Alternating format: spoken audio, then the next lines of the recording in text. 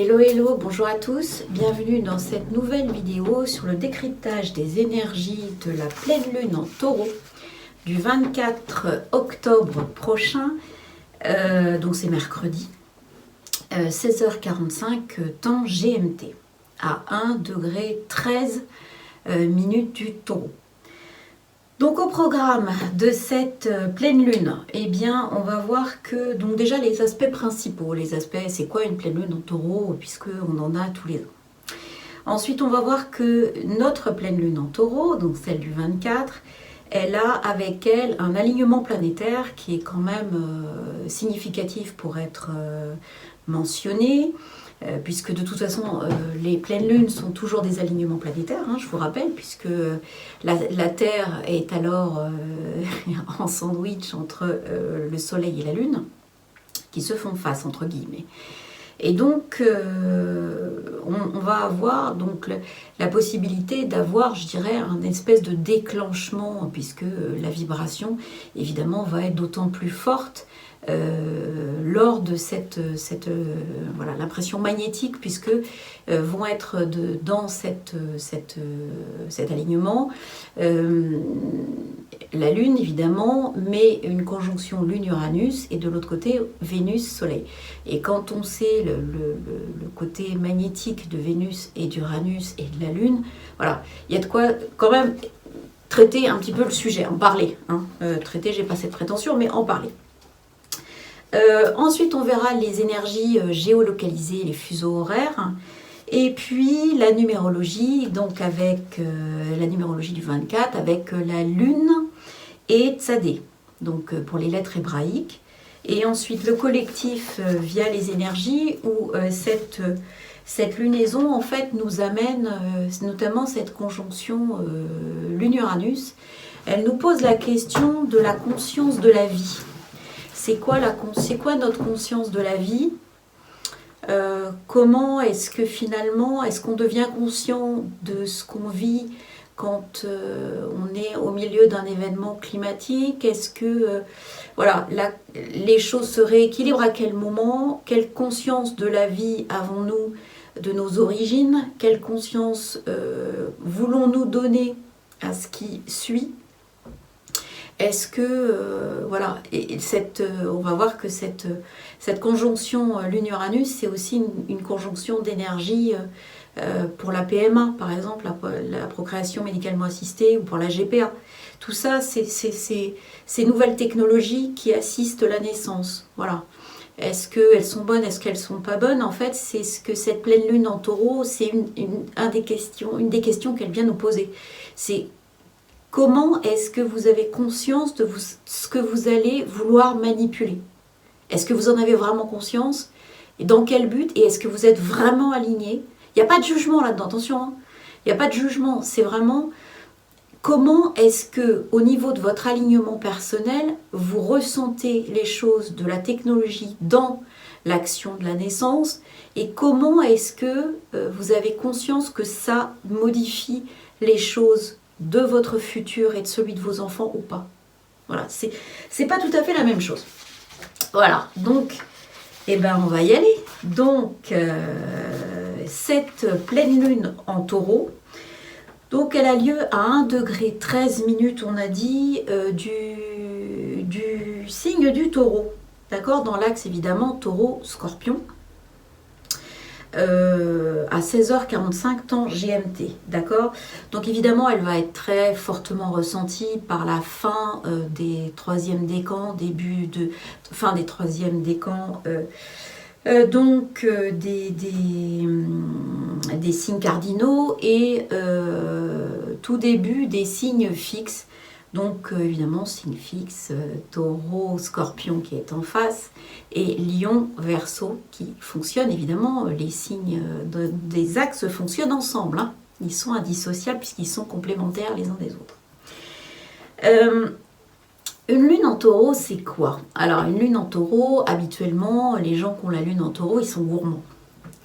Donc le taureau, c'est la vie, entre guillemets, c'est la nature, la campagne, c'est Vénus dans son côté matériel lié à la terre, lié à l'image, lié à l'interaction de tous les sens avec la Terre. D'accord? Donc il y a avec le Taureau, on est vraiment dans le fait d'avoir une énergie qui fusionne avec la Terre. On n'est pas comme dans le Capricorne à avoir un lien avec une énergie, une terre froide qui prépare quelque chose. Le Taureau, c'est vraiment la terre fertile. C'est la terre qui ouvre son potentiel. D'accord? Et donc, elle est très puissante, elle est très magnétique. Et évidemment, comme étant connectée à la matière, elle va nous amener tout ce qui est lié aux cinq sens, le goût, le toucher, l'odorat. Et donc en fait, on est connecté à cette terre de façon complète. Vraiment, voilà. Elle est aussi, c'est une lune qui est attachée aux traditions. Elle est attachée à la terre de campagne, au terroir, aux us et coutumes, aux habitudes, à l'histoire, mais pas l'histoire des livres, l'histoire de la généalogie par exemple, l'histoire des valeurs familiales, l'histoire de ce qui est, alors pas les secrets de famille, mais vraiment les traditions telles que on les vit, comme on mange dans la famille, comme on va travailler dans la famille, et quelles sont les valeurs finalement du travail de chaque famille. Elle est liée aussi, le taureau étant entêté, ou têtu, on va aller chercher finalement les valeurs de persévérance, d'effort, de construction, de concrétisation des choses. On cherche les choses solides, tout ce qui construit en fait. Hein. Et donc là, on est évidemment, comme la Lune, pour être une pleine Lune en Taureau, elle est opposée au Soleil, et bien en fait, elle amène toujours, ce Soleil qui est en Scorpion, hein, elle amène toujours la révélation de certains secrets de famille, par exemple, de certaines zones troubles qui nécessitent justement, dans un certain nombre de cas, d'être révélées. D'accord ? Elle va aussi, cette lune en Taureau, obliger le soleil et donc l'ego qui peut essayer de dissimuler des choses à aller chercher une espèce de supplément d'enquête, de factuel, un truc fiable. Elle va aller chercher, elle va vraiment taper dans le dur. Hein. Elle va aller taper dans des raisonnements qui vont être des raisonnements solides, qui vont amener vraiment la révélation forte et évidente. C'est la lune qui va lever des voiles en fait, hein, qui va aller chercher, obliger le soleil à livrer l'essence du problème. D'accord ? Donc on nous amène avec cette pleine lune à regarder des choses très matérielles qui peuvent être liées à l'argent, qui peuvent être liées, puisque le Scorpion et le Taureau travaillent beaucoup avec l'argent, avec la vérité, avec la construction, avec ce qui est secret et pas secret, avec la... Voilà. Et donc, du coup, on peut avoir d'anciens secrets de famille qui sont aussi liés à l'argent, liés à tout un tas de choses qui d'un seul coup réapparaissent. On ne sait pas d'où, on ne sait pas de quoi, mais les questions d'argent, d'héritage, voilà, tout ça, le Scorpion qui est lié à cette maison 8, parfois d'héritage, il va mettre les affaires d'héritage au premier plan, lui. Donc il va demander à ce que finalement on se connecte à cette énergie pour pouvoir transmuter ce qui, par exemple, n'a pas été soldé. D'accord, n'a pas été... voilà. Puis on va voir qu'on rentre dans une conjonction qui va nous demander beaucoup de choses à faire, qui est Vesta-Pluton. Et donc, voilà, on n'en est qu'au début, mais voilà, je vais en parler beaucoup plus longuement ensuite, parce que il y a des... selon moi, toujours selon moi, je me trompe peut-être, mais il y a des choses importantes. Par rapport à notre pleine lune spécifique, eh bien on est sur l'alignement de 5 astres. Je vous le disais, Soleil, Terre, Lune, conjoint à la Lune, on a Uranus, conjoint au Soleil, on a Vénus. Ce qui nous donne des fortes amplitudes magnétiques, hein, déjà maintenant, moi je tourne la vidéo, on doit être le 21, et qui vont évidemment aller crescendo jusqu'à mercredi. Donc, ça peut aussi, alors au niveau individuel, ce genre de truc peut se traduire avec finalement plusieurs choses. On peut avoir des espèces de douleurs, d'accord. On peut avoir des choses qui finalement passent, etc. Parce qu'elles ne sont pas forcément fondées. Ça peut être des mémoires cellulaires qui se soldent, d'accord. La Lune touchant Uranus en Taureau, elle va aller chercher des mémoires cellulaires qui sont peut-être touchées avec une certaine chose négative, clac, et elle va switcher pour pouvoir les transmuter. En switchant, évidemment, elle va créer une... Enfin, elle crée pas, elle réactive une ancienne douleur qui vous montre que le truc était encore là et qu'il est parti. Alors ça peut aussi toucher cette lune Uranus en Taureau. Attention à ceux qui ont des coliques néphrétiques, parce que c'est le genre de truc qui peut d'un seul coup se réactiver. Alors pensez à vraiment faire les choses que vous avez l'habitude de faire pour éviter ces situations désagréables. Parce qu'en fait, comme ça, on va transmuter quelque chose, vous pouvez avoir des espèces de concrétisation, voilà, des mises en route de petits cristaux, des cristallisations de choses qui doivent être évacuées en fait, et qui donc au niveau du corps vont être évacuées. Il y a juste que comme vous n'en avez pas conscience, c'est le corps qui lui attrape l'information avant vous et qui traite l'information finalement avant vous. C'est comme s'il y avait une espèce de supraconscience corporelle qui fait les choses à un niveau où nous n'avons pas forcément conscience. C'est pour ça que c'est bien aussi d'aller poser la question quand on commence à avoir mal, réfléchir pour aller en conscience, regarder ce que c'est. Ça ne veut pas dire devenir hypocondriaque pour aller aux urgences tous les 2 matins, mais ça veut simplement dire, tiens, j'ai conscience que ça se réactive et que peut-être chez moi, ça va donner lieu à une guérison. Pourquoi pas ? Donc, on est sur des trucs comme ça. La conjonction Lune-Uranus, c'est, au départ, moi, c'est quelque chose que j'aime pas, puisque c'est la conjonction des avortements, c'est la conjonction des interruptions de grossesse, ou des interruptions de gestation de projet, ou des interruptions de commencement de choses, des avortements. Je ne veux pas dire que c'est des avortements spontanés, voilà. C'est quelque chose... alors, c'est pas forcément spontané d'ailleurs, puisque l'aspect de Uranus vient nous rappeler la possible interaction de la technologie dans la gestion justement de la fabrication de la naissance. D'accord ? Alors quand c'est Uranus qui vient amener son lot de technologie pour aller finalement plus vite et plus fort au niveau cellulaire pour... ça peut être, évidemment, on peut le voir complètement dans la matière pour multiplier la matière, pour multiplier la peau, pour multiplier les greffes. Il peut y avoir une action multiplicatrice, parce que la Lune amène toujours la multiplication. Il peut y avoir une action multiplicatrice dans le domaine agricole, dans le domaine des cellules, dans le domaine, voilà, quelque chose qui touche au taureau finalement, d'accord ?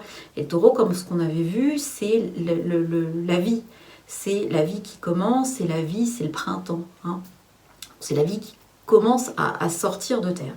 Donc on est sur, au démarrage, Lune-Uranus, un truc qui n'est pas trop sympa, qui est interruption de gestation, finalement. Gestation étant pas forcément gestation humaine, ça peut être quelque chose qui commence et qui vient s'arrêter brusquement. Donc, cette conjonction, elle se trouve au milieu de l'alignement de ces 5 planètes. Donc, c'est une conjonction excessivement magnétique qui va, je dirais, être d'autant plus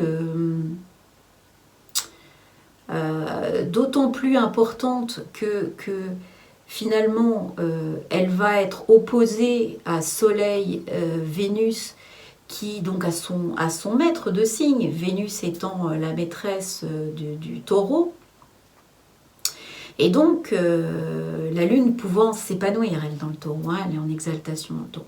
Donc on a quelque chose qui vient finalement amener avec la Lune une problématique pour dire finalement, est-ce que ça va aller contre cet amour idéal, finalement, le Soleil-Vénus. On est en Scorpion. Soleil-Vénus tout court, c'est finalement... c'est de l'amour idéal, c'est vraiment grand amour, c'est quelque chose de très très fort. Et en Scorpion, c'est quelque chose de très très fort, mais passionnel. D'accord? Donc encore un truc magnétique. D'accord? Donc l'instabilité Uranus-Lune, parce que la Lune n'est pas déjà un moteur de stabilité, Uranus non plus, donc dans le Taureau, crée des soubresauts, on va dire, jusqu'à Vénus. Donc ça peut créer des choses qui, cette pleine Lune, vont aller chercher finalement, le torturer, finalement, cet amour idéal. On va torturer quelque chose qui est finalement très solaire.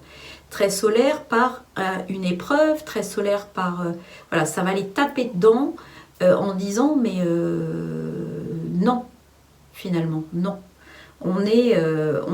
Vénus étant rétrograde, on va aller sur quelque chose qui va apporter des doutes sur le côté passionnel, sur le côté normalisé et égotique. D'accord? Il y a dans cette lune Uranus en Taureau, on vient montrer finalement une nouvelle conscience de la vie qui va taper sur finalement un amour passionnel qui repose sur une espèce de vie en boucle et dans le noir. D'accord? C'est quelque chose qui... le Scorpion va être tourné vers la découverte en son centre. D'accord? Et la Lune Uranus vont aller chercher à l'extérieur, puisque la Lune est tournée vers l'extérieur, et Uranus aussi.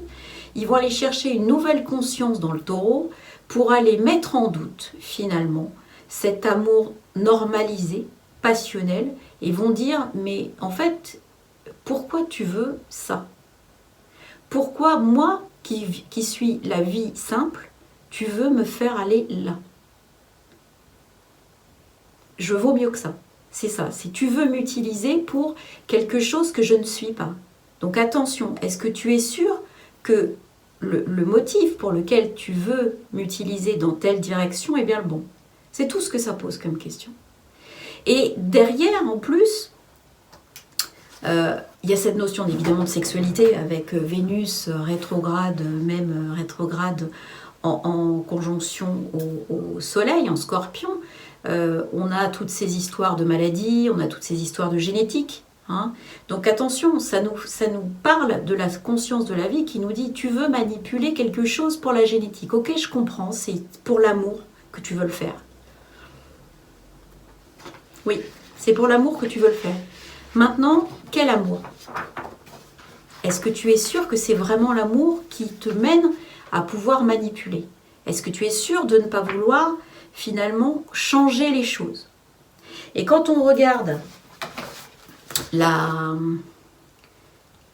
Lune, on voit qu'effectivement cette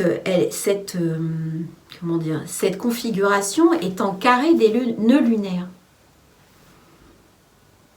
Ce qui veut dire que c'est compliqué d'avancer et de prendre un parti. C'est-à-dire qu'on n'est pas en train de dire que c'est bien ou c'est mal. Ici, on nous laisse la possibilité de mettre en place une nouvelle conscience, mais on ne nous dit pas si c'est bien ou si c'est mal. On nous dit juste, faites votre choix. Choisissez. En votre âme et conscience, en votre compréhension des situations, on va vous donner la possibilité, l'opportunité de choisir ce que vous souhaitez pour finalement continuer la vie. Est-ce que vous souhaitez mettre de la technologie là-dedans? Ou est-ce que vous souhaitez, je dirais, gérer les choses différemment? Donc, quelque part, c'est l'insertion de la technologie, de la nouvelle technologie, dans ce qui va être la continuité, la nouvelle conscience de la vie. D'accord? Donc, le fait que tout ça, ça soit opposé, ça nous montre qu'on est en équilibre, entre guillemets. Ça nous montre qu'on recherche en tout cas l'équilibre. Ça nous montre que justement, c'est pas simple cette histoire et qu'on a conscience de quelque chose qui nous paraît évident, mais en fait, il n'y a rien d'évident là-dedans. C'est-à-dire qu'on est en train de nous dire, attention, vous êtes en train de vouloir mettre de la technologie dans la modification de la création de la vie, puisque c'est bien de ça dont il s'agit. Est-ce que vous savez ce que vous faites? Est-ce que vous avez conscience de ce que vous êtes en train de faire? Parce que vous le faites pour l'amour, ça on n'a aucun doute, vous le faites pour l'amour. Vénus, Soleil rétrograde, faites pour l'amour, mais il y a des doutes, hein. C'est-à-dire que c'est un peu torturé. Il y a quand même des choses qui ne sont pas nettes, il y a quand même des gens qui ne sont pas d'accord, il y a quand même des... Voilà, on a quelque chose, une conjonction qui a lieu en Scorpion, donc il y a quand même des doutes. Vénus est rétrograde, il y a d'autres doutes.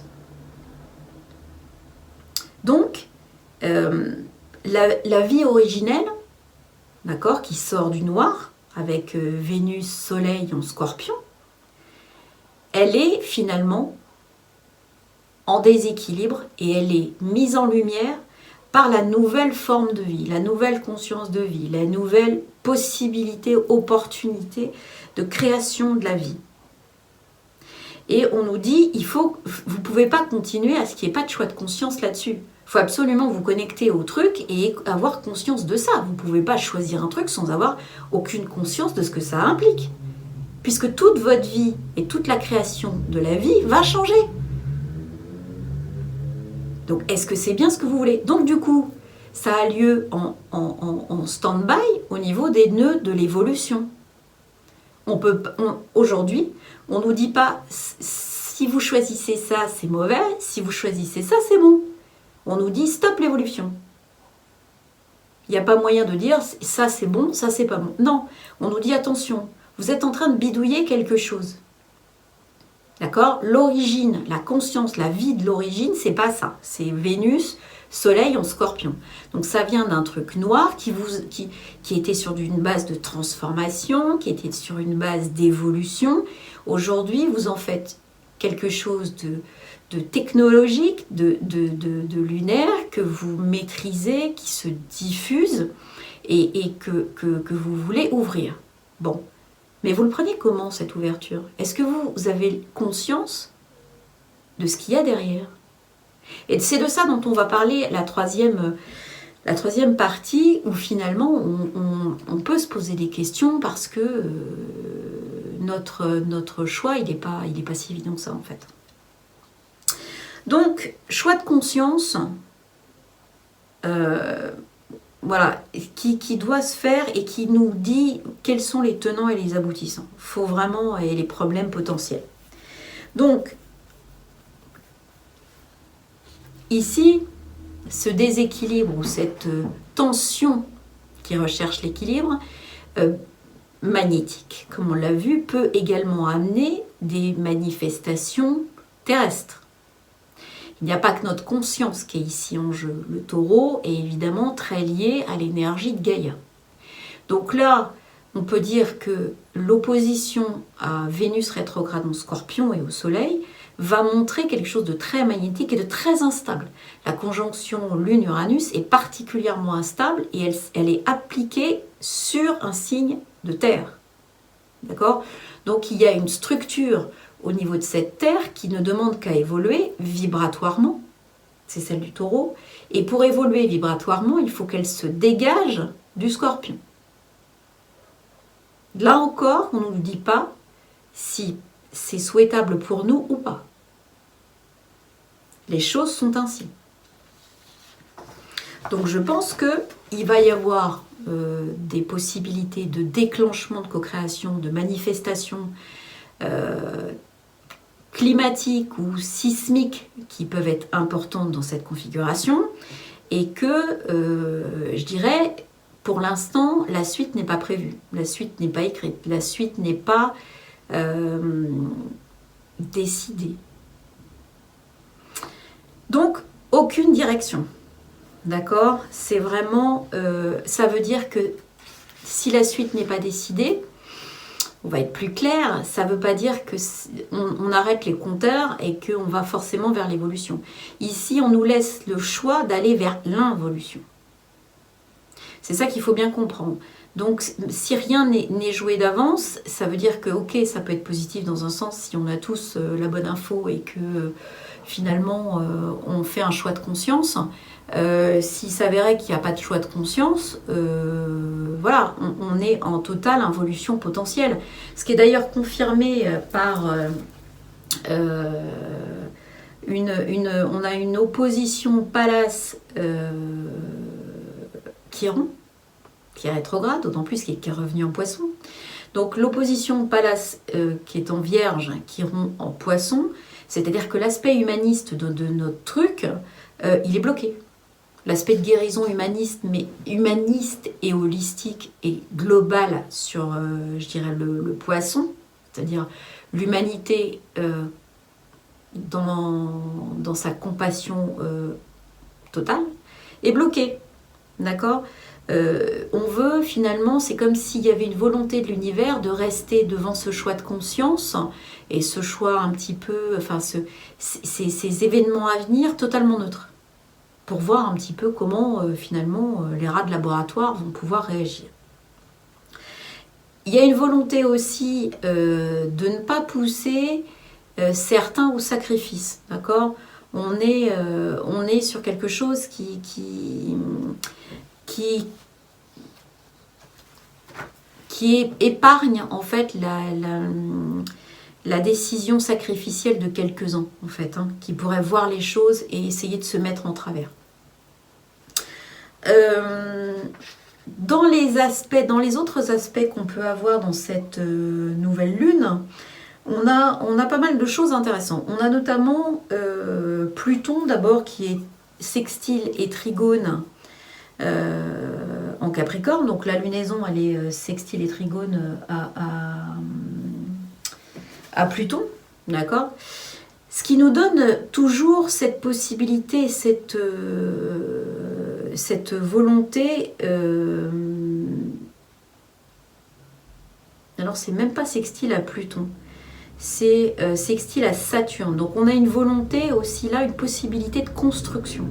Donc c'est bien ça, on a quelque chose qui réside sur un choix qu'on doit faire, qui va déterminer de toute façon notre construction. D'accord ? Donc ça, c'est plutôt très intéressant. On a le Pluton qui est sextile à Neptune, comme depuis un certain temps, et qui, lui, va aller chercher la possibilité de transformer finalement tout ce qui est encore en background de notre inconscient. Il y a finalement ça indique finalement une possibilité de co-création différente pour chacun. Il y a quelque chose qui n'est pas encore matérialisé puisque Neptune est toujours rétrograde. Donc jusqu'à fin novembre, on se retrouve avec quelque chose qui n'est pas forcément accessible à la matérialité. Pourtant, tous les aspects de transformation qu'on pourra mettre au point sont gardés en mémoire, même s'ils ne sont pas encore immédiatement lisibles, en fait, je dirais. Puisqu'on attend probablement plus fin novembre pour pouvoir attendre la descente de la fin de tout ça. Voilà, ça n'empêche pas qu'on a des choses, des fluides qui passent bien, d'accord ? Même s'ils sont aujourd'hui, l'entonnoir est bouché, mais globalement, les choses se font quand même. Alors, on a une conjonction intéressante qui est la conjonction de Mercure-Jupiter en Scorpion, qui nous montre finalement une alliance entre l'expansion de Jupiter et l'intelligence de Mercure. Alors, est-ce que ça veut dire que pour pouvoir faire notre choix de lunaison, on aura plus de gingembre ou plus de potentiel de compréhension des choses ? On peut se dire que oui. Après, cette conjonction elle a lieu aussi en Scorpion, donc elle peut aller nous permettre aussi une expression, une vérité qui sort de tout ce qui est étatique, qui sort de tout ce qui est enseignement, formation. On peut avoir peut-être des choses qui vont nous être révélées, qui vont être exprimées de ce reflet finalement de l'État ou de l'autorité qu'il n'était pas jusqu'à présent. On peut avoir quelque chose au moment... Alors ça ne va pas se faire maintenant, cette conjonction Mercure-Jupiter. J'ai pas regardé, je vais regarder en live Mercure-Jupiter. Je pense que à partir du moment où on aura la possibilité d'avoir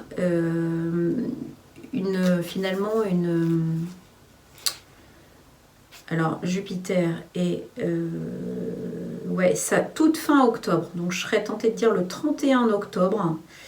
On a même le 30 octobre. Donc conjonction Jupiter-Mercure exact le 30 octobre, ce qui veut nous dire que finalement dans ces eaux-là, hein, entre le 24 et le 30, on a, ou le 30 passé, 31, on peut avoir quelque chose qui peut aller dans l'expression de la vérité sur un espèce de... sur quelque chose d'administratif, sur un état, sur une affaire, sur quelque chose qui en tout cas jusqu'à présent était caché et qui ne permettait pas d'être exprimé. Ici, alors ça va pas nous faire plaisir hein, parce que c'est carré à Mars, donc je pense que le carré à Mars collectif, on va vers quelque chose de très agressif au niveau collectif. Dans cette action-là, il y a voilà, c'est-à-dire que la révélation de quelque chose peut entraîner une réaction agressive, collective. D'accord?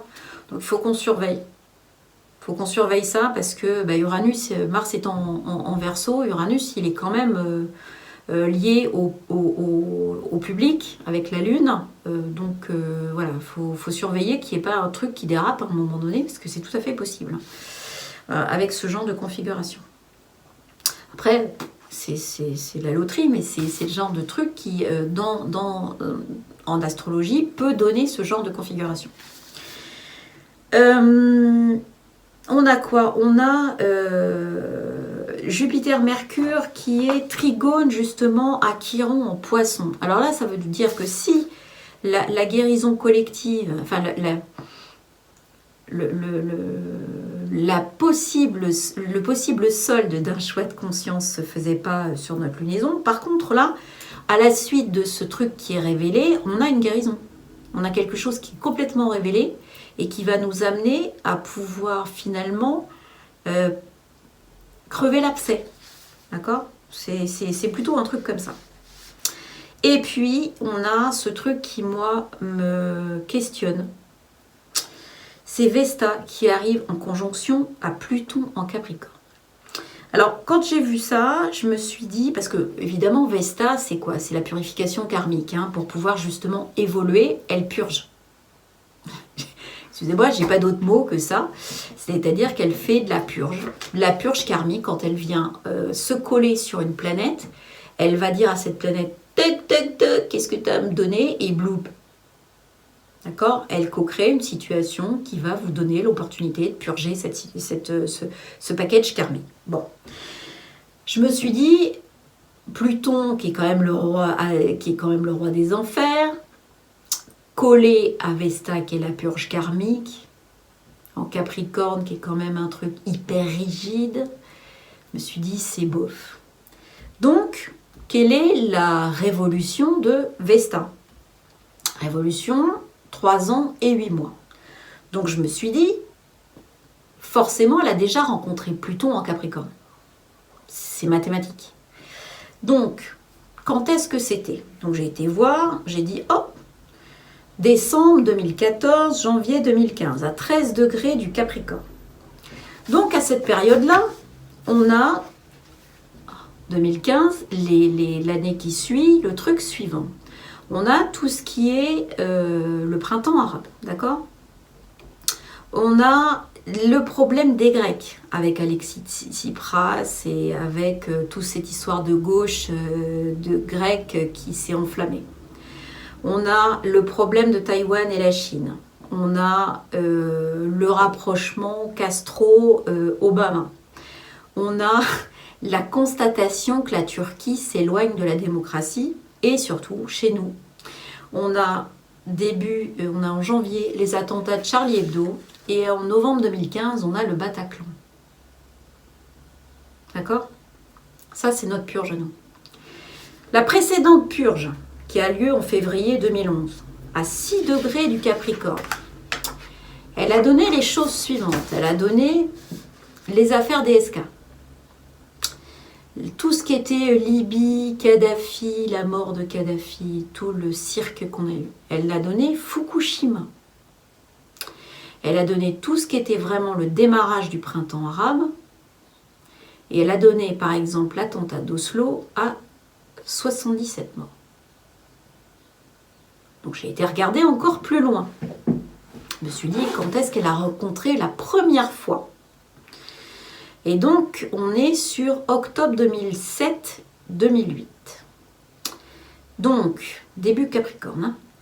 On a Total qui est condamné pour le refuge de l'Erika, avec ses 20 000 en 99, là, donc de 20 000 tonnes de fioul sur les 400 km de côte. Le démarrage de Kerviel, l'affaire Kerviel. La fameuse éclipse de lune qui avait duré 3 heures. La répression sanglante au Tibet. Et l'affaire du fou furieux qui avait gardé sa fille à Amstetten pendant 27 ans. Et le séisme en Chine qui avait fait 80 000 morts. D'accord? Et surtout, on a en 2008, je ne vous l'apprends pas, la crise financière. Donc, les conjonctions Vesta-Pluton, c'est donc pas anodin. Donc, qu'est-ce qu'on peut dire sur Vesta-Pluton? On peut dire que la conjonction va commencer, je dirais, son rayonnement à partir de notre pleine lune de mercredi. Pluton, évidemment, et Vesta sont éminemment magnétiques également. Et donc, je pense que cette conjonction magnétique va être alimentée par toute la vibration magnétique des 5 astres en alignement. Donc, à partir de maintenant, je pense qu'il faut qu'on regarde un petit peu comment les choses vont bouger, parce que ça va bouger en étant modifié, je pense, du point de vue magnétique. Donc, est-ce que ça va agir de façon linéaire? Non. Ça va bouger d'une autre façon. Donc, il faudrait qu'on arrive à comprendre les paramètres qui maintenant vont servir à matérialiser les événements. En tout cas, première conjonction crise financière, on peut imaginer que la conjonction qui est en train de se produire, donc on voit que ça s'applique sur un an à chaque fois. Hein. Il y a le clap de départ et ensuite on a un an derrière. Donc là, on est sur le clap de départ, globalement. Donc ça veut dire que l'année 2019, il y a toujours un événement de démarrage, un événement de sortie. Donc il faut qu'on regarde très rapidement un petit peu ce que peut être cet événement de démarrage. Voilà, c'est pour moi, c'est l'info principale de cette lunaison, c'est la conscience du changement de niveau finalement de notre gestion de la vie. Il y a un problème de gestion, de conscience de la vie chez nous, hein. C'est ce que ça vient nous dire. Donc, en taureau, ça va nous parler aussi des animaux, ça va nous parler des abattoirs, ça va nous parler des véganes. Moi, je pensais à l'origine que cette conjonction Lune-Uranus en taureau, ça pourrait donner des attaques de boucherie. Alors, je ne sais pas, peut-être, hein. Je m'en réjouis pas en tout cas, mais en tout cas, je pense que ça peut, au niveau magnétique, amener un certain nombre de réflexions dans ces zones-là, en fait. Parce que cette nouvelle conscience, comme elle n'est pas orientée, on a vu qu'elle n'était pas orientée, hein, les nœuds lunaires sont en carré, donc c'est bloqué. On n'est pas en train de nous donner la possibilité de nous attraper et de nous connecter à une énergie qui serait à la bonne. Il n'y a pas d'énergie qui est dite comme étant la bonne. Donc on nous laisse mariner dans une espèce de zone de vide, avec ce truc magnétique, cette espèce de polarité magnétique extrêmement forte, et qui vient nous dire attention, il y a une vraie conscience à mettre en place sur ce que vous pensez de la vie et la façon dont vous comptez gérer la vie, même dans votre quotidien. Vous faites quoi au quotidien pour gérer ce truc-là? Et après ça, de toute façon, ne vous inquiétez pas, parce que la conjonction Vesta-Pluton qui arrive va vous faire évoluer. Moi, c'est comme ça que je le lis, le truc. Donc, bon, c'est pas hyper positif. Maintenant, ça nous donne, je dirais, c'est fait avec un amour certain, entre guillemets. C'est-à-dire que ça envoie pas le machin directement en nous saisissant. Ça nous dit, attention, il y a des choses qui se préparent et qui peuvent potentiellement être... je pense que c'est même plus l'adjectif de désagréable. On voit ce qui se passe dans les événements climatiques en ce moment. C'est la conscience de la vie qui est là. C'est la conscience de la vie en éradiquant le matériel. Donc voilà. Pour moi, c'est ce que cette lunaison est venue nous dire. C'est vraiment l'émergence d'une nouvelle conscience de la vie. Et on nous laisse finalement le choix d'y adhérer ou pas. Le choix de comprendre ou pas. Le choix de décider d'aller en involution ou pas. Sans nous juger finalement. Mais en ayant des obligations et des contraintes externes à nous. C'est un peu ça que ça dit, hein, le truc. Alors, on va passer au fuseau horaire. Boum! Fuseau horaire. On va commencer par Paris. Donc Paris, elle aura bien lieu le 24 octobre à 18h45 heure locale. Donc elle donnera un ascendant taureau, pile poil sur la conjonction Uranus-Lune. Ce qui veut dire, et c'est pour ça que je pensais aux attaques de boucherie, parce que ça se fait chez nous, et donc ça veut dire que notre conscience de la vie est directement impactée chez nous. Donc c'est pour ça aussi que je pensais aux énergies de discussion autour de la GPA et de la PMA et consorts, hein, parce qu'il y a une vraie question qui est là-dessus. Il y a une vraie question aussi dans le choix de ce qu'on peut faire au quotidien, de ce qu'on peut donner au quotidien comme aux enfants, à nous-mêmes, comme information. Est-ce qu'on veut voir? Uranus, il dit, mais je vais vous ouvrir l'inconscient, puis je vais vous flasher là-dedans, quoi. Vous allez voir, si vous voulez voir, vous allez voir. Et comme c'est sur l'ascendant GMT plus 2, donc en tout cas la France, et puis tout ce qui est en GMT plus 2, ce qui fait un certain nombre de pays, il y a des choses qui peuvent se dérouler dans ces pays-là, et qui vont amener finalement à nous obliger à avoir cette réflexion-là. Hein. Pluton Vesta vont se rejoindre sur notre cuspide de 10, ce qui veut dire que ce sont les objectifs de la pleine lune, donc effectivement on ne peut pas l'ignorer. Hein. Cette conjonction vient taper sur l'état. Elle vient taper sur ce qui puisqu'elle a lieu en Capricorne, en maison 10, donc là je pense que c'est assez ciblé. Donc ça vient taper là-dessus en disant, ben voilà, qu'est-ce que finalement il y a à purger là-dedans? Il y a peut-être beaucoup de choses à purger, donc il y a peut-être des trucs où il faut qu'on se fasse attention quand même, parce que si ça purge tout d'un seul coup, on va se retrouver noyé dans le caca. Hein. Je pense que de notre côté, du côté GMT plus 2, tout ce qui est inconscient, tout ce qui est Neptune, etc., il y a encore un problème à craindre avec l'eau qui n'est pas maîtrisée. D'accord? Alors, d'un côté, c'est l'eau de l'inconscient, D'un côté, c'est l'eau de notre compassion qui n'est pas forcément ouverte, de notre compréhension de conscience qui n'est pas forcément là. Donc il faut faire très attention à tout ce qui est toute forme d'eau, ce n'est pas terminé. La guérison avec Chiron en poisson, elle passe par l'eau. Jamais dit que c'était bon, hein, la guérison, hein, que c'était quelque chose qui se faisait facilement. Hein. Donc attention, les possibilités de suite de tout ça ne sont pas forcément éteintes. Hein, d'accord ? Il y a peut-être des choses à venir climatiques qui peuvent être pas forcément super. On va donc passer en revue ce qu'on fait d'habitude. GMT -10, donc on est sur Hawaï et Tahiti.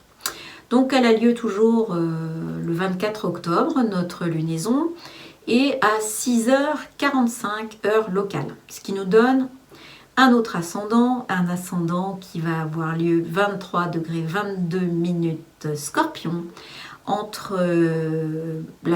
milieu de la conjonction Jupiter-Mercure. Alors là, on est dans quelque chose d'autre, parce que la lunaison, elle a lieu entre la maison 6, donc le quotidien, les hôpitaux, finalement les notions d'hygiène, de groupe, hein, de gens qui se défendent, et opposé à ce qui est caché, les hôpitaux, les secrets, voilà. Donc on est sur une lunaison qui va aller essayer de transformer le quotidien, qui va alerter sur des choses qui ont été modifiées dans le quotidien d'ailleurs, d'accord ? On est sur des problèmes hospitaliers, on est sur des problèmes d'hygiène, on est sur des maladies, on est sur quelque chose qui a été bidouillé au niveau technologique. Et qui demande justement une grande interrogation, d'accord ? Qui demande à évoluer, qui demande à être compris. Parce que, voilà, on a également, dans ce GMT -10, on a le matériel qui, d'un seul coup, Saturne se retrouve en 2 au Capricorne, donc autant dire qu'il est complètement bloqué, quoi. Il est... le matériel devient complètement statique, hein. Il n'y a rien à faire, il n'y a rien de... On est coincé au niveau financier, on est coincé dans... voilà, il n'y a pas grand-chose qui bouge.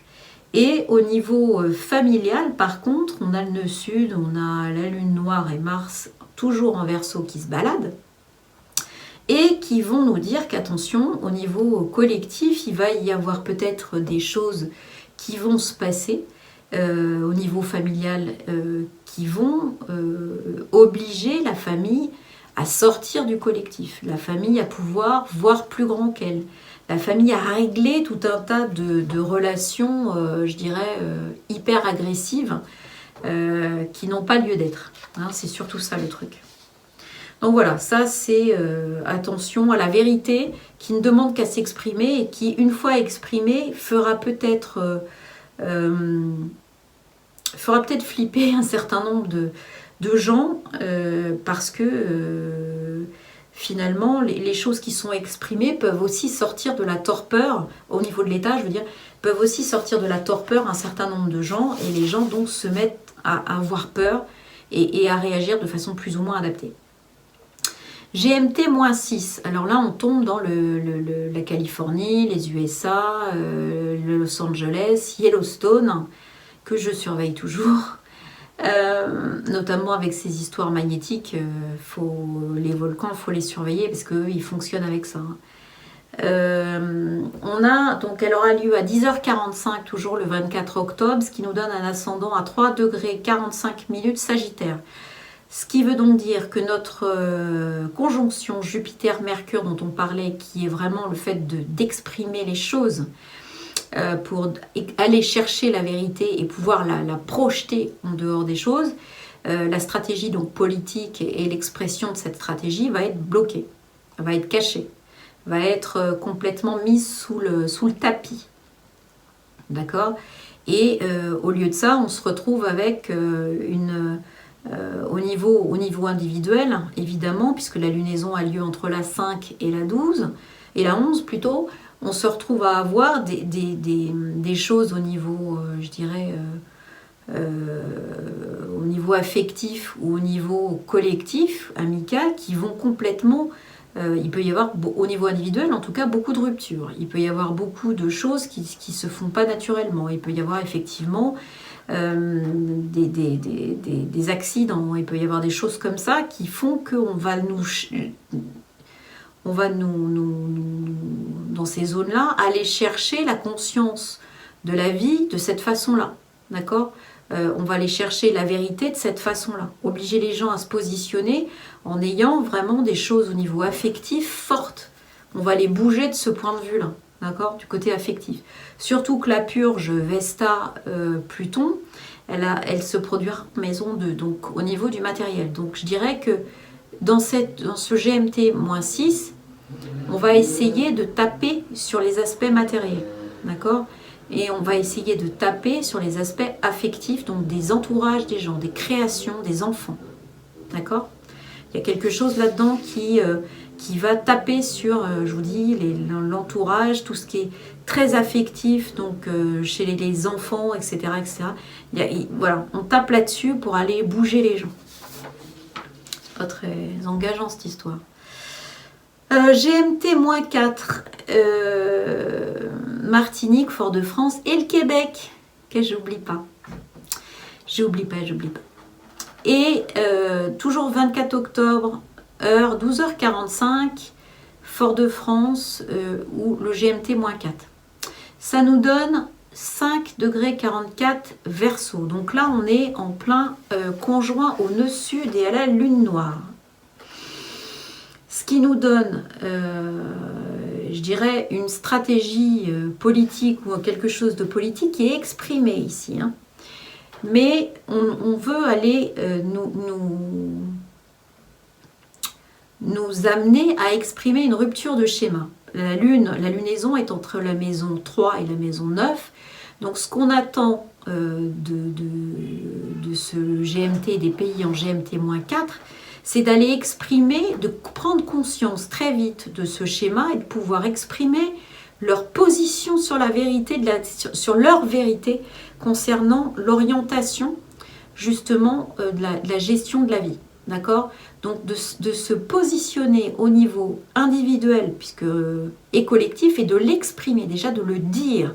Comment est-ce qu'on veut voir finalement cette gestion de vie dans la matière ? Ça va être demandé. Donc il va y avoir des choses qui vont se créer de plus en plus pour qu'on ait un avis à donner, pour que l'évolution puisse se faire. D'accord ?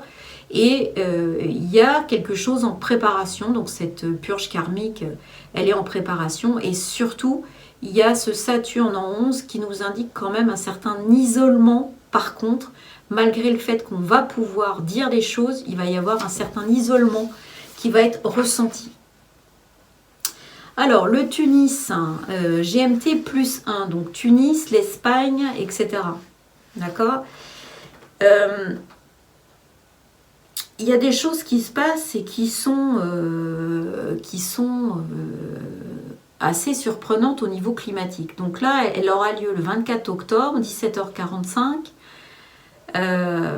Et elle a lieu évidemment, on est avant Paris est GMT+1, donc +2, donc là on est GMT+1, donc on est aussi ascendant Taureau.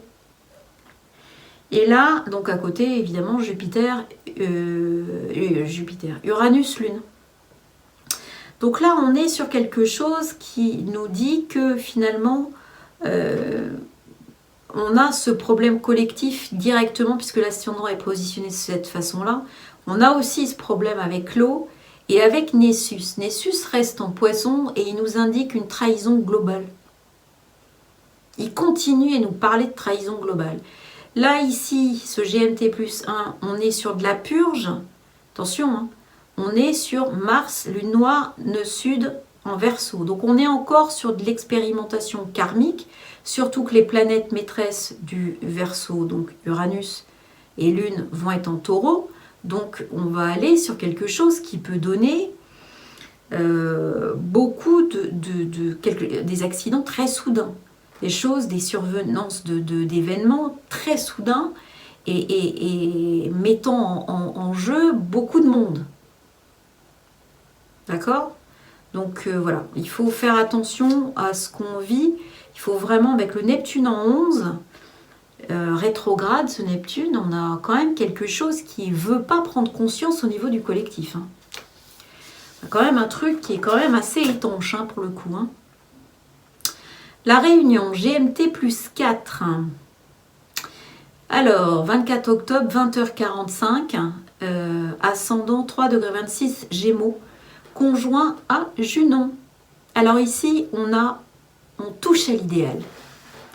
On touche à l'idéal avec la petite Junon qui est en sextile à Chiron en 10. Donc on a vraiment un potentiel de compréhension des choses parce que cette lunaison, elle a lieu entre la 11 et la 5. Donc on a vraiment une possibilité de découverte, de prise de conscience et de découverte du collectif et une application dans la matière avec amour sur ses enfants.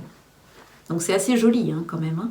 Et donc, du coup, on a une possibilité de transmutation de tout ce qui arrive justement par la Terre, par ce Saturne, par ce Pluton Vesta qui va commencer à s'appliquer. D'accord? Donc on a, Neptune étant sur la cuspide de 10 avec Neptune, on a encore un problème d'eau. Attention! On a ce problème d'eau qui peut aussi être un problème ici spirituel ou inconscient de submersion par les émotions. Donc il faut, le reste étant en maison 9 pour demander au collectif d'évoluer. Donc il y a quand même des zones où il y a des choses qui peuvent se décanter. C'est vraiment, voilà. Japon, Indonésie, GMT plus 9. On est donc là, on passe la barre. On est donc le 25 octobre, 1h45. Et donc ascendant 8 degrés 30 Vierge. Ben là, c'est le collectif, le quotidien qui est mis à l'honneur, avec évidemment des aspects matériels. La lunaison a lieu entre la maison 2 et la maison 3, la maison 2 et la maison 3, et de l'autre côté, la 8 et la 9. Ce qui veut donc dire qu'il y a une possibilité d'évolution, de compréhension en lâchant le matériel pour pouvoir finalement comprendre, avoir une conscience de la vie. On est sur quelque chose qui vraiment va aller chercher la conscience de la vie dans le quotidien. Là, pour le coup, c'est vraiment marqué. Le Mars en Verseau, il est en maison 6. Donc, on est sur quelque chose qui va aller chercher tout ça dans le quotidien. Le Jupiter-Mercure, il y a une expression de la vérité qui est cette fois-ci obligatoire. Elle est en maison 3. Donc, elle n'a pas... Mercure est à sa place, etc. etc. Pluton est en maison 5. Donc, il y a une vraie volonté de dire les choses. Donc, à partir de ce moment-là, est-ce qu'on va se rapprocher de cette conscience de la vie? GMT plus 11, là on rebascule sur Nouméa. Il y a aussi une chose que pour l'instant je n'ai pas évoquée avec Lune, Uranus, Taureau, ce sont les essais nucléaires. Typiquement, séisme et essais nucléaires. Donc on a en ce moment, je pense, le retour de purge des je ne sais plus combien, 123 essais nucléaires à Nouméa.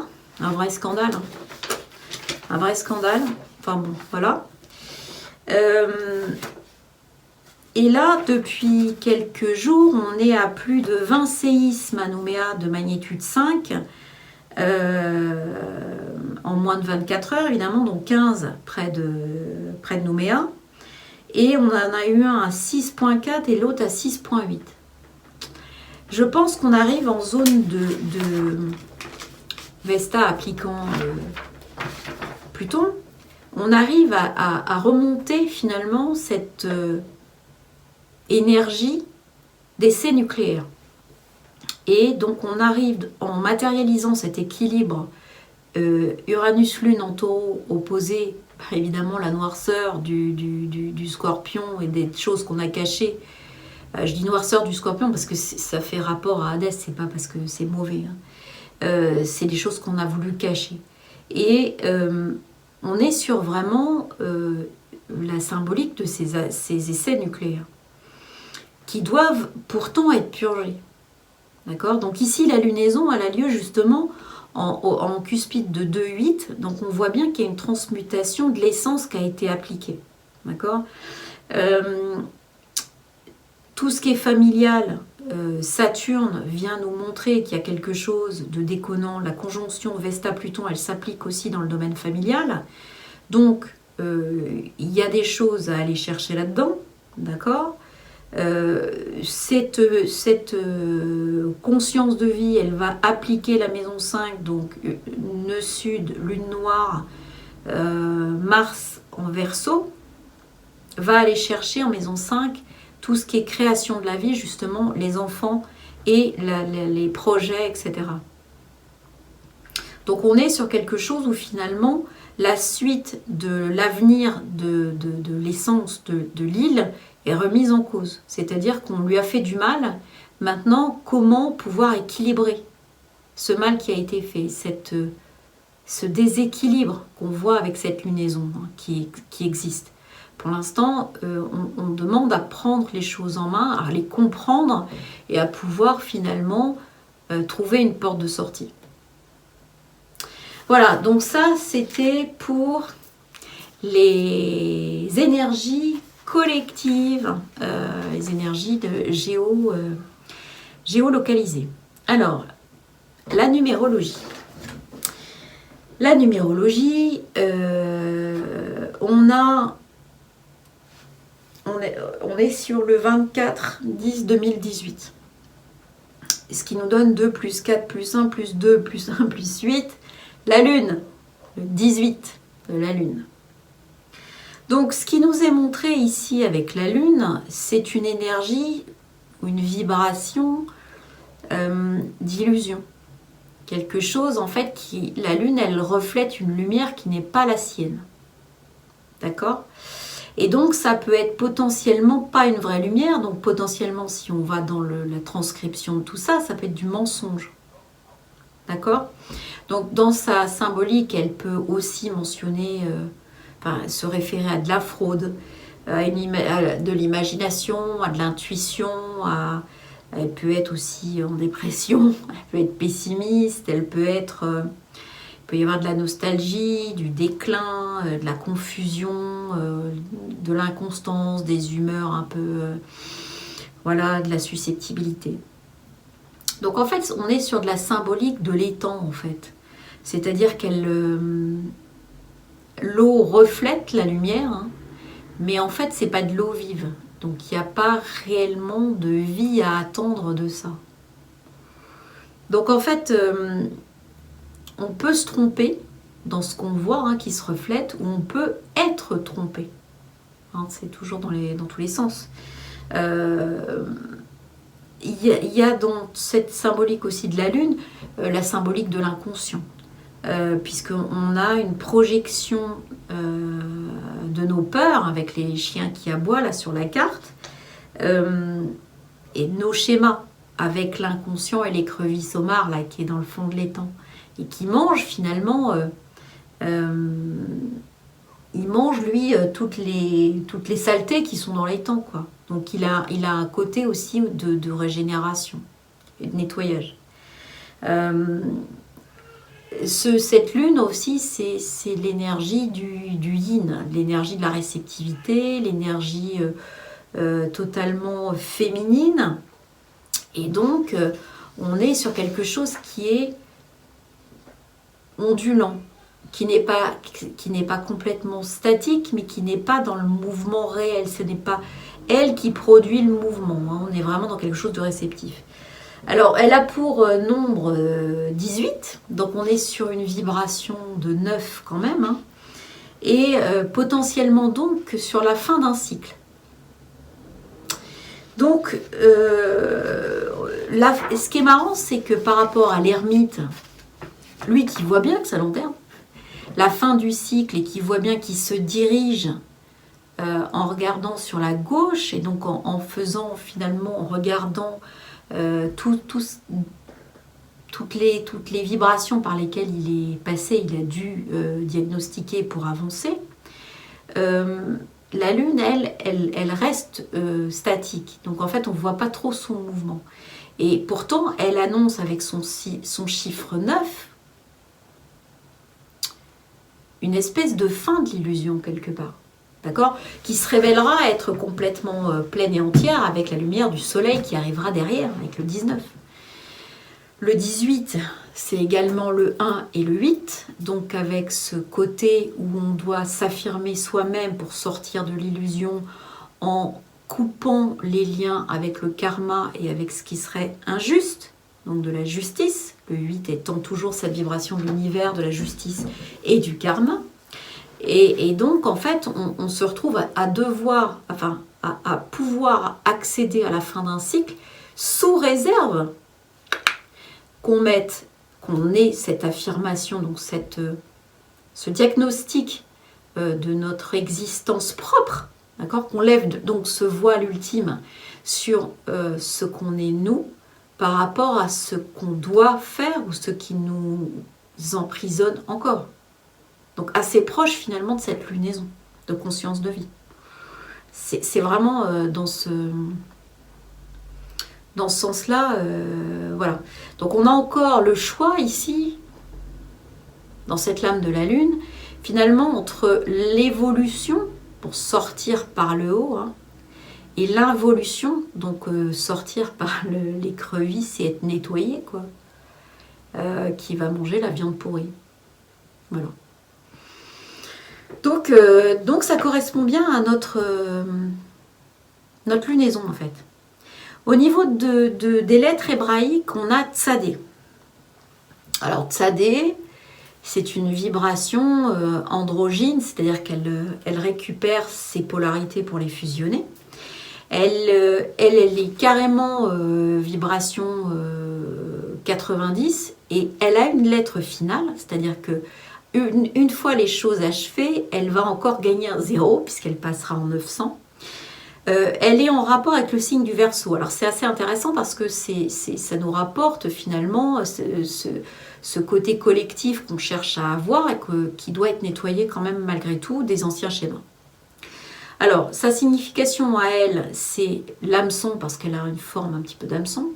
Et puis, elle est très reliée à la justice. Alors, là, pas la justice des hommes, hein, soyons clairs, c'est plutôt la justice divine.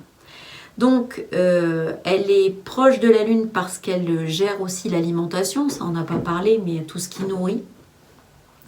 Et la lettre finale, elle, gère finalement les 4 éléments, hein, air, feu, eau, terre. Donc, en hébreu, Tzedek, donc pas Tzadé mais Tzedek, signifie la justice. Donc on parle ici de justice divine, celle qui est en dehors des schémas même transgénérationnels et justice karmique. Hein. Elle parle essentiellement de justesse de ce qu'on est vis-à-vis de nous-mêmes et vis-à-vis des autres. Finalement, elle nous propose de comprendre que la justesse, c'est ce que la vie nous permet d'expérimenter. D'accord ? Tzadé annonce évidemment, avec la fusion de ses contraires, une réconciliation. Et nous demande de nous y préparer. Hein. D'accord ? Donc, ça nous invite évidemment pour nous préparer à couper ce qui ne convient plus, donc à en avoir conscience. D'accord ? Et puis, c'est fait aussi pour libérer tout un tas de packages karmiques, des rapports de force égotiques et surtout de nettoyage de l'inconscient. Donc, on retrouve aussi cette énergie de la Lune qui, avec son écrevisse, va bouffer la viande pourrie pour pouvoir nettoyer. Alors, Tzadé vient de la racine tzad, qui veut dire côté ou latéral, et en fait qui donne une ouverture sur potentiellement d'autres mondes. D'accord ? Donc, on est sur quelque chose qui commence à aller vers finalement des choses qu'on ne voit pas forcément, mais qui coexistent avec nous déjà dès maintenant. Donc on est sur le Noun et le Yod qui sont complètement fusionnés, ce qui nous donne une fusion des deux pôles, et qui nous ramène à ce que la Genèse est finalement écrivait, c'est-à-dire qu'il y avait deux grands luminaires qui avaient été créés au 4e jour. Et donc, en fait, le Zohar nous explique que le soleil et la lune, en fait, brillaient autant l'un que l'autre au démarrage, hein, et avaient une lumière qui était équivalente, un truc comme ça. Mais visiblement, dans l'histoire, un des deux astres a expliqué que c'était pas possible, qu'ils ne pouvaient pas tous avoir la même lumière. Il ne peut pas y avoir deux soleils sous une même couronne, on écrit. Donc, il y en a un qui a altéré sa lumière pour n'être que le reflet du deuxième. D'accord ? Et le Zohar, donc le livre des splendeurs que j'aime tant, ajoute évidemment qu'un jour la lune redeviendra un soleil et qu'ils brilleront ensemble comme 7 soleils. Ces 2 soleils représentent l'homme et la femme de l'ère nouvelle. C'est intéressant, hein ? Voilà. Et c'est la seule lettre qui change de forme à l'ère nouvelle, oui, puisque le Tzadé a sa lettre Tzadé finale. Et quand elles se regardent, au déparrage, les deux têtes se regardent pas. Et vous voyez sur la carte qu'à la fin, il y a une couronne qui donne la notion de sacré et qui révèle qu'elles se regardent, donc une fusion. Et voilà, c'est une histoire d'accomplissement de la fusion des contraires. D'accord ? Alors, qu'est-ce que le Zohar disait ? Maître du monde, qu'il te plaise de créer le monde avec moi, car je suis le signe des tzadikim, c'est-à-dire des justes. Et toi-même te nommes juste comme il est écrit. Car l'Éternel est juste, il aime ce qui est juste. Quiconque est droit contemplera sa face. C'est pourquoi il convient de créer le monde avec moi. Et l'Éternel lui répond, Tzadé, tu désignes la vertu, mais tu dois rester dissimulé et ne pas trop te révéler. Sinon, tu serais cause d'offense pour le monde. Ça veut tout dire, hein, déjà dès le démarrage. Tu es formé de la lettre Noun, symbolisant le principe féminin. Surmonté par le Yod, c'est le principe masculin. Et c'est le mystère de la création d'Adam, premier homme qui fut créé avec les deux visages, mâle et femelle combinés. De la même façon, le Noun et le Yod dans le Tzadé ne sont pas face à face, ainsi que le Tu est tourné vers le haut ou vers le bas. L'Éternel lui dit en plus, viendra le temps où je te scierai afin de provoquer le face à face, mais ceci se fera dans un autre lieu. Donc en fait, on se retrouve avec le Tzadé qui n'est pas final pour autant maintenant, et qui donc nous demande de nous préparer à un certain nombre, à faire un travail. Globalement, se préparer, c'est bien joli, ça veut dire faire un travail de conscience sur nos opposés, sur ce qui peut entraver finalement la fusion de notre pôle masculin et de notre pôle féminin. D'accord ? Donc voilà. C'est tout pour la numérologie. Concernant les énergies du collectif, revenons sur la conscience, cette énergie donc de Uranus, Lune, opposé Soleil, Vénus. Alors, pour moi, effectivement, comme je vous l'ai dit, il y a cette histoire de conscience de la vie, c'est-à-dire la conjonction Uranus-Lune en taureau montre des interruptions de vie, en fait, des interruptions de démarrage de vie. Donc, au sens brutal, traditionnel de l'astro. Donc, si on étend un petit peu les consonances de ce qu'il y a dans Uranus, on voit que Uranus, c'est aussi la technologie. La Lune continue à être quelque chose qui est multiple, et le taureau continue finalement à promouvoir la vie.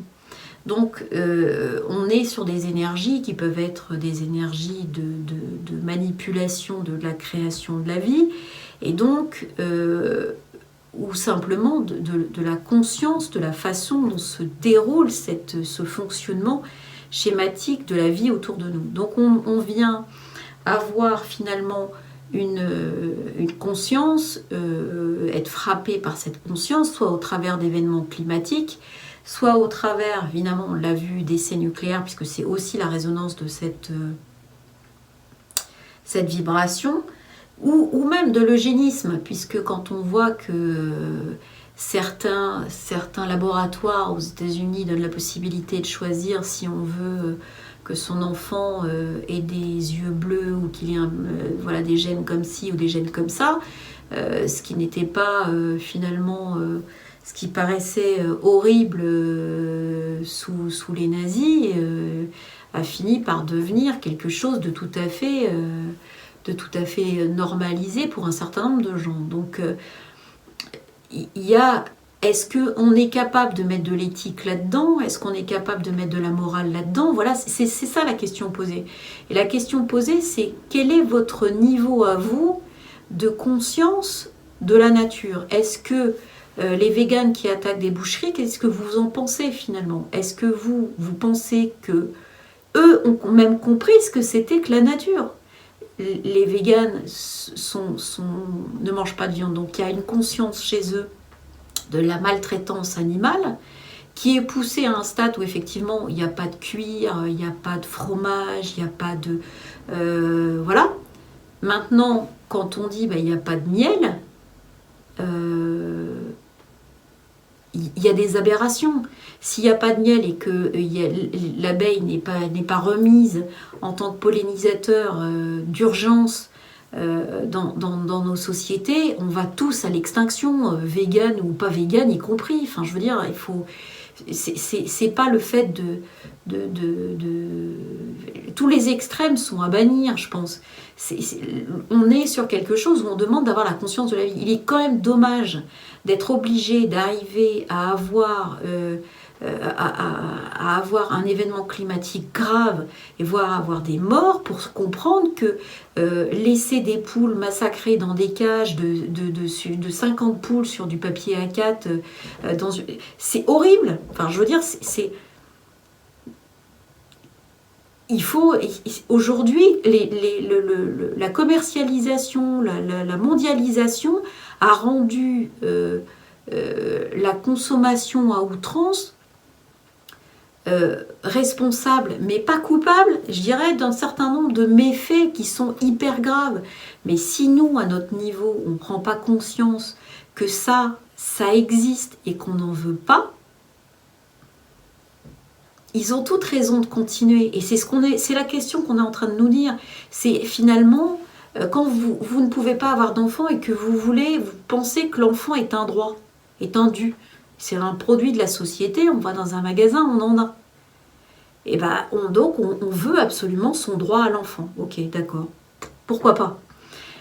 Maintenant, est-ce qu'on a réfléchi à ce droit à l'enfant et comment est-ce qu'on l'intègre dans sa vie? On peut très bien l'intégrer de façon super clean, super alignée, etc. avec des choses qui vont être vraiment très saines. Et de l'autre côté, on va avoir des gens qui vont y aller de façon complètement en disant simplement moi j'ai droit, et puis je veux avoir droit parce que je veux être comme tout le monde. Le problème qu'on a, c'est quelle est la conscience qu'on va mettre dessus? Qui va légiférer là-dessus? Comment est-ce qu'on va écrire les choses? Et comment est-ce que nous, on va donner la capacité aux autres d'aller jusque-là? Et est-ce qu'on s'en fout? Est-ce que finalement on regarde à côté? Voilà, donc il y a ça pour notre propre conscience de la vie. Finalement, on voit que dans les événements climatiques, c'est là où il y a la plus grande solidarité, où les gens vont aider les uns chez les autres. Et parce que plus personne n'a rien en fait. Dès lors que vous n'avez plus ni maison, ni voiture, ni rien du tout, finalement, on découvre des gens qui ont un réel potentiel. Et ce côté matériel avait finalement créé des grilles qui étaient des grilles de réflexion qui ne permettaient pas le questionnement. Aujourd'hui, c'est vraiment le fond de l'énergie qui se pose, c'est celui-là. C'est accepter de vous poser la question sur ce qui est fait dans votre environnement. Accepter de recevoir les informations. accepter de voir ce que ça vous crée comme émotion. Parce que Uranus-Lune, c'est quand même très déstabilisant au niveau émotionnel. Hein. C'est pas une conjonction super stable. C'est pas quelque chose qui va vers le bien-être. C'est quelque chose qui va vers le très haut et le très bas. En tout cas, le très soudain. Donc, on est sur quelque chose qui va au milieu des événements climatiques, au milieu des événements sismologiques. Voilà. Et on va vous dire, mais en fait, la conscience de la vie, c'est aussi ça. C'est si vous avez acheté une maison sur un volcan, et que ce volcan, quand vous avez acheté la maison, il était encore plus ou moins en activité, etc. Mais bon, vous avez choisi de faire les trucs sur les pentes du volcan, etc. Le volcan se réveille. Mais, enfin, je veux dire, voilà. Il se réveille. On ne peut pas porter plainte contre la nature qui a décidé de se réveiller. Il y a eu un choix qui a été fait à un moment donné. S'il n'y a pas eu de conscience de ce choix, c'est le moment de le faire. C'est le moment réellement de le faire. C'est le moment d'aller chercher le truc. Parce que là, c'est maintenant qu'on nous demande la conjonction Vesta-Pluton. Elle ne va pas nous laisser beaucoup de temps. Hein. Donc, il n'y a rien qui est fait. C'est ça aussi, le point positif, il est là. Il nous dit, mais il n'y a rien qui est fait, en fait. On ne décide pas, on ne va pas co-créer, on bloque. On bloque. On bloque. C'est en carré au nœud lunaire, on bloque. On bloque. Vous avez le temps. Enfin, vous avez 2 jours. Vous avez 2 jours. Mais la conscience étant instantanée, normalement, soit vous l'avez, soit vous décidez de l'avoir et vous l'avez, soit vous décidez de ne pas l'avoir et vous ne l'avez pas, quoi. Mais voilà, globalement, on a 2 jours et c'est pas mal pour essayer de comprendre que finalement, chacun à notre niveau, cette prise de conscience, elle permet de débloquer des situations. Elle permet de débloquer des situations parce qu'au fur et à mesure, on va tous avoir conscience que, tiens, on va avoir les infos en fait. Si on décide d'avoir conscience que d'obtenir les infos sur la gestion de la vie, la nouvelle conscience de la vie, c'est quoi la vie et comment est-ce que ça se protège, on va avoir les infos au fur et à mesure. Et on saura comment se positionner et on pourra faire des choses. Et on aura l'occasion de faire des choses. Alors après, si jamais on est complètement coincé, il y a la purge derrière qui s'annonce. Hein. Clac, Pluton Vesta, tac, ça va nous ramener avec une conscience fulgurante de ce que c'est que la vie. Donc, ce qui serait bien, c'est qu'on arrive absolument à comprendre les impacts que ça peut avoir et pas les passer sous silence. Je vous dis, ça touche n'importe quoi. Ça touche autant ces histoires d'abeilles et de glyphosate que ces histoires de puces RFID, que on n'a pas à nous imposer des choses. On n'a pas à nous dire, bah voilà, le sans contact, c'est comme ça, et maintenant, c'est que de l'argent virtuel. Non, il faut pas dire... Enfin, faut qu'on arrive à un moment donné à avoir conscience que notre vie ne peut pas être... ne doit pas être... que la technologie, c'est bien, mais ça doit pas être le moteur essentiel de ce qu'on fait, ni de ce qu'on est. C'est pas elle qui doit dire les choses. Hein. C'est pas... Et si on choisit de mettre de la technologie là-dedans, il faut qu'il y ait une conscience nickel, alignée, juste. Enfin, un truc mais vraiment... Mais qui est chiadé. Hein. Puis rien derrière au niveau financier. Enfin, il faut vraiment que ça soit très, très, très, très juste. Sincèrement, on part d'où? Donc, faisons les choses déjà à notre niveau. Réintégrons déjà ce qu'on peut à notre niveau. Vraiment la compassion pour nos animaux, la compassion pour nos enfants en premier. Enfin, je sais pas, il n'y a pas de premier. Tout est les choses sont. Il n'y a pas de premier. Non, tout est global parce que tout le monde doit être bien traité en fait. Et tout le monde doit être bien traité. Il y a des choses. Il y a des choses qu'on considère normales comme. Et c'est horrible, quoi. Bref. Sur ces bonnes paroles, j'espère ne pas vous avoir complètement siphonné le moral. Non, ce que je veux simplement dire, c'est prenez soin de vous et surtout ayez conscience des choses qui arrivent dans votre environnement proche. Soyez attentifs aux détails, d'accord ? Ne croyez pas qu'un truc qui revient 3 fois devant vous, c'est un truc qui s'est égaré.